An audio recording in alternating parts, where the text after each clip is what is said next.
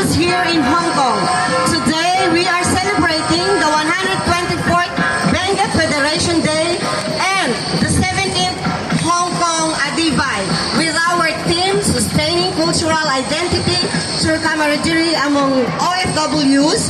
How about you, Ading Matot? Ano sabi mo? This is another milestone in the history of Benguet Federation Hong Kong, as we proudly welcome everyone to witness today's event. We officially announce that the parade may start. A round of applause, please. Mangyaring tumayo po tayong lahat, tunghaya ng pagpasok ng ating pambansang watawat ng Pilipinas, tagapagdala ng bandila ang ating mga advisors, at ang Benguet. Kasunod po ang ating kagalang-galang na bisita mula sa Pilipinas sa pangunguna po ng ating panauhing tagapagsalita. Walang iba kundi ang masipag na panlalawigang gobernador ng Benguet, Ginoong Melchor D. Tiklas, kasama ng kanyang mga empleyado. Palakpakan po natin sila. Let us also witness the entrance of our keynote speaker, our very generous Benguet Congressman Eric Gilliam and his staff. Lagi niyang sinasabi, hindi man ako tubang Benguet, pero ang puso't isipan ko ay para sa inyong Benguet. Mahal ko kayo. Let's give him a round of applause. And another keynote speaker, Manalito, please. Let us also witness the entrance of our keynote speaker, our very generous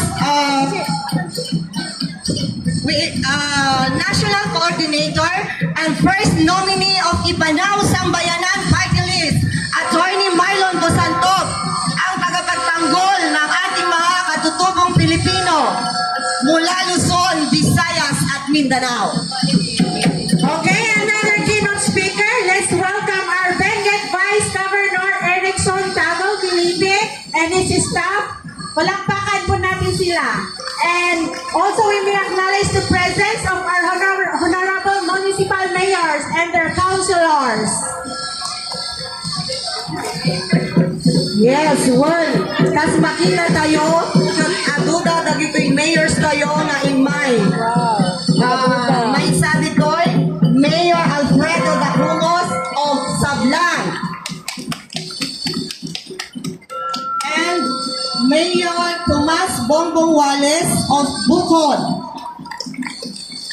Mayor Florante Junjun Bantales of Cabayan. Mayor Bernard S. Joaquin of Itogon. Mayor Armando Lauro of Tublay. Vice Mayor Roderick Awingan, La Trinidad. And I think Dati Hinmabon, Mayor of Ato.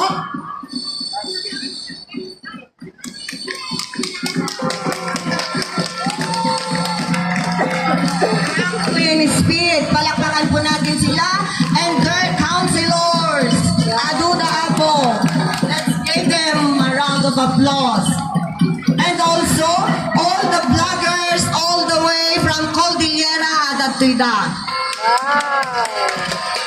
Let us also welcome our judges and adjudicators. Pinapangunahan po ni Ma'am Rimelen Marcelo of OWA, Hong Kong, Miss Shona Flora, Miss Maria Latawan, Miss Gerard Antonio, Mr. Charles Bencio Acadonia Pidang Sayoti, our adjudicators, Miss Amalia.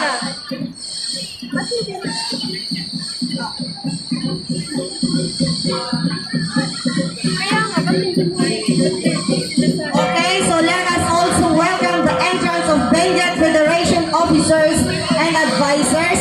Katagta, isaruno tayo na buyaan mo iti entrance ni per municipality participants.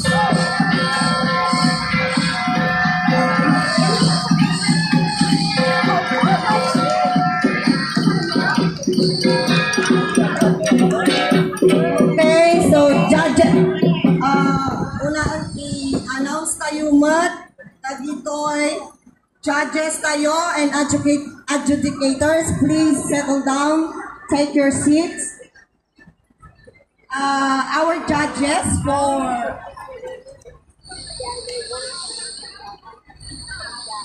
i-judge. Kaya pala. Nasaan mga judges nila?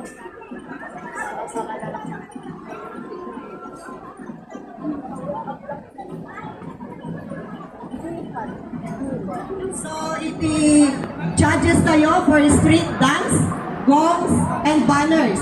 Mayor Armando Lauro. Vice Mayor Roderick Howard. And Miss Nora Laruan.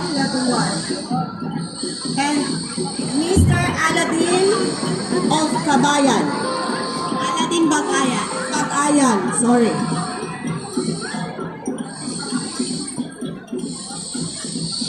Mr. Aladin Bagayan, sorry. Isuda po iti judges tayo para iti street dancing gongs can banner competition. Also, the adjudicators, please.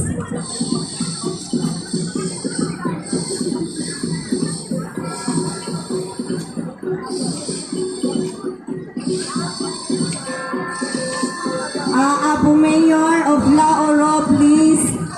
Of Tublay, may isa kayo apong nga judge dito yung sango. So, haan nga agrugi iti parade no awang kayo dito isango. Please. Bye-bye amon da kita constituent mo ang makiparade kita.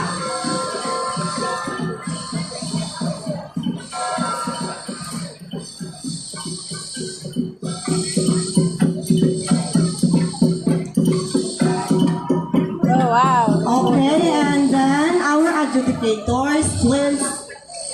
Mr. Jackson Wagsayen, Miss Amalia Orba, and Miss Beth Doker. Kasi nga po, napudot. So, calling the attention of our Mayor Armando Lauro of Tublay. May isa kayo, sir, nga judge para dito ay street dancing.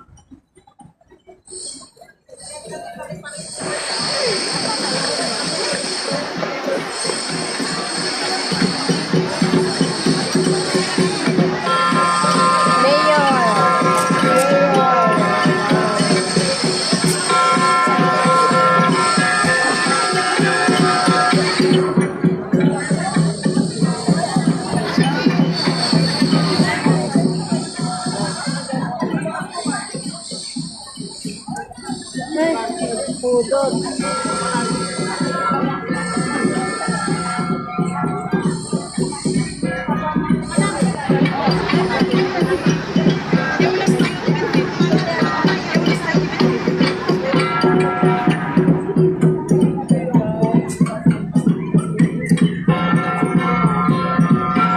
we acknowledge also the presence of our board member, Ting Bawan. Mr. Koy Nazaro Jr.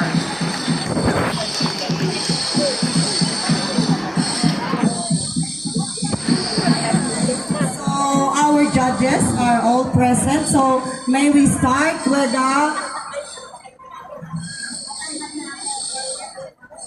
get ready, the first municipality.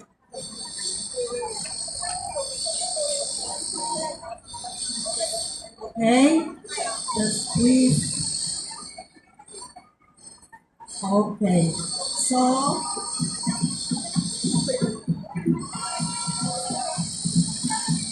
now let us all witness the entrance of the municipality of Tuba with their Miss Norilyn De Vera.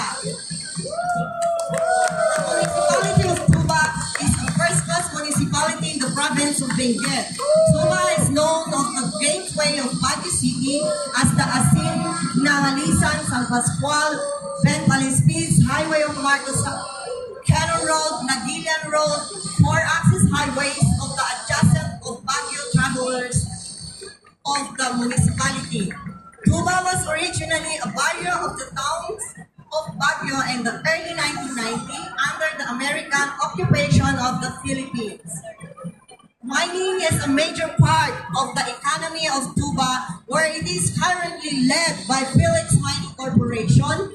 The presence of the waterfalls, hot springs, natural caves, and man-made pools and parks boast the tourists of the municipality in 2002. One ton of the product was landed during the time of President Gloria Arroyo.